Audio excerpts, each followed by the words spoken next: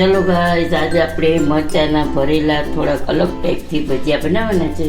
તો મેં અહીંયા કાપો મારી દીધો છે અને અંદરથી બધું રેસા ને બી કાઢી નાખ્યા છે, તીખાશ ઓછી થઈ જાય. તો જુઓ, એના માટે આવા સરસ મજાના મોટા અને જાડી છાલવાળા મરચાં લેવાના તમારે. અને અહીંયા મેં ચણાનો લોટ છે એ કરી નાખ્યું છે, રાબડું એનું તૈયાર. તો એમાં હું નિમક નાખીશ, સ્વાદ અનુસાર નિમક નાખશું અને હિંગ નાખશું.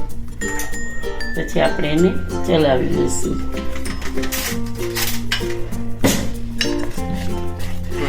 ને થોડીક હળદર નાખશું.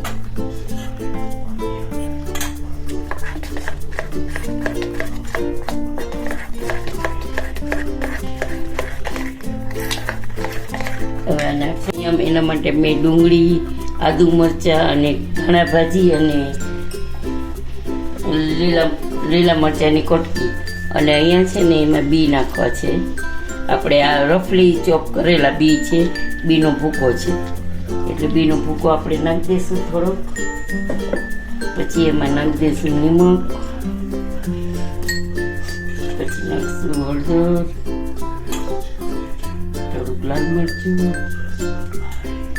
ધાણા જીરું, આવી રીતે નાખીને પછી આપણે ચલાવીને રાખી દઈશું. અત્યારે હું આમને આમ જ રાખી દઉં છું એક બાજુ. અને આ મરચાં છે ને જે આપણા, એને આપણે હવે આ મરચાં છે ને આપણે એમાં આપણે મેં અહીંયા આંબલી પલાટ લીધી હતી અને એનો પલ્પ કરી લીધો છે પાણીવાળું.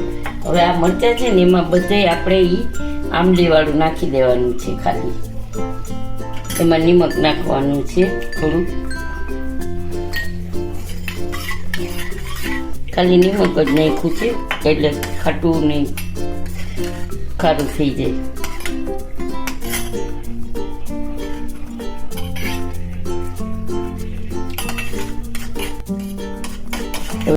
આંબલીવાળું પાણી છે ને આપણે આમાં આવી રીતે આમ લગાવી દેવાનું છે, આખા મરચામાં બધી રીતે લાગી જાય એવી રીતે.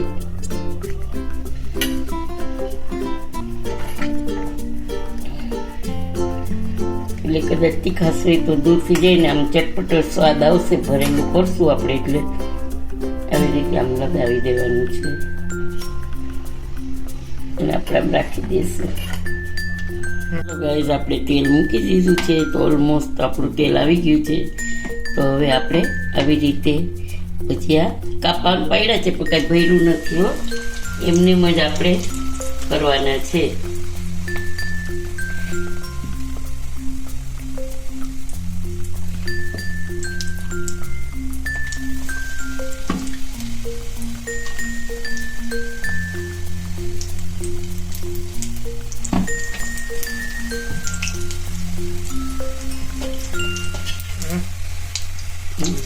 ચોથી ફેબાનો ફોન આવે.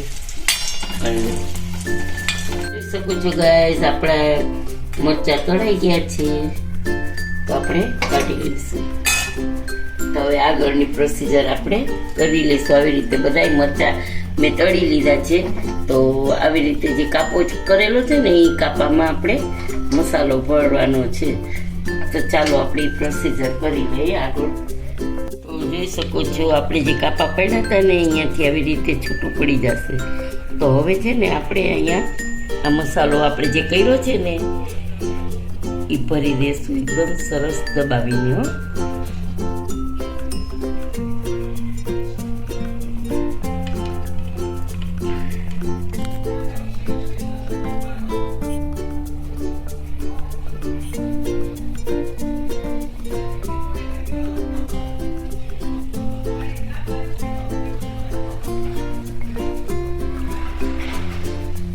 ખાટું ને તીખું ને એટલું ચટપટું ને સરસ લાગશે ખાવામાં તમને.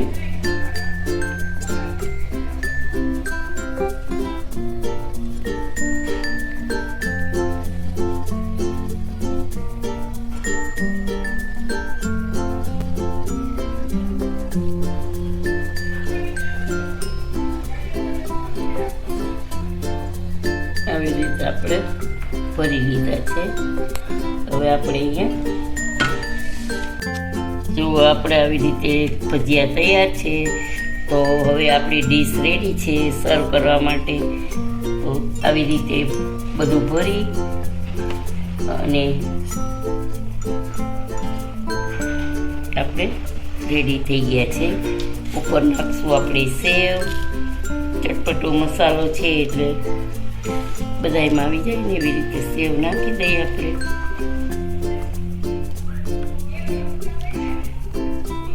તો હવે આપણે આવી રીતે સેવ નાખશું, થોડી કોથમીર નાખી દઈશું. તો ખાવામાં બહુ સરસ ચટપટા અને તીખા અને આમ થોડુંક અલગ લાગશે તમને. જે ભરેલા ભજીયા ખાવ છો ને એનાથી થોડુંક અલગ લાગશે. તો જોઈ શકો છો ગાઈઝ, આજનો વિડીયો તમને કેવો લાગ્યો તે જરૂરથી જણાવજો. સબસ્ક્રાઈબ કરજો, લાઈક કરજો અને શેર કરજો અને કમેન્ટમાં જરૂરથી બતાવજો કે આ ભરેલા મરચાંનો વિડીયો તમને કેવો લાગ્યો.